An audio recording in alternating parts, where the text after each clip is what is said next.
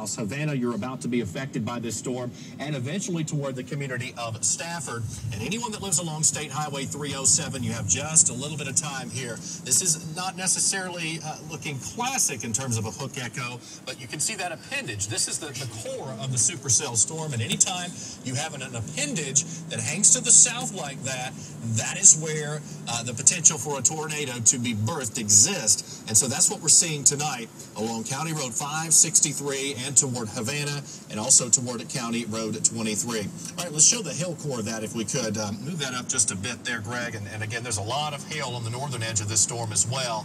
That's going to be a problem too near Corley, and this is going to be in the southeast part of Logan County Parish right here. So between Corley and Havana, indications, Doppler radar indicating possibly baseball-size hail in the core of this storm, and that's going to move towards Stafford.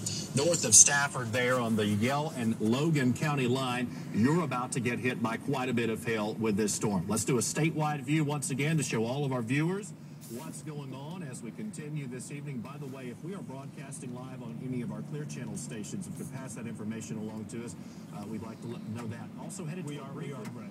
Okay, we are broadcasting live.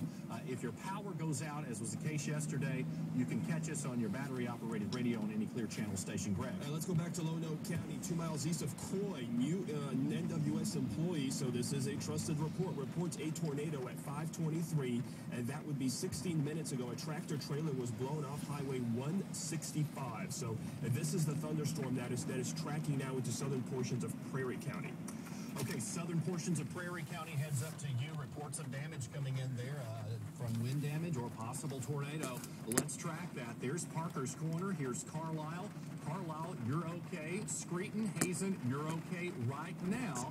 This storm is going to stay just to the south of the downtown area from Carlisle to Hazen. I believe this is Highway 70. This, of course, is I-40. Here's the area of concern. Highway 13.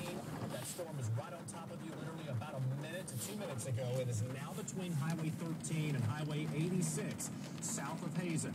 Eventually, Highway 63 will be impacted by this storm. There's Highway 86, 79 running to the northeast toward Clarendon, 302, 86 through Clarendon, and south of that toward Duncan.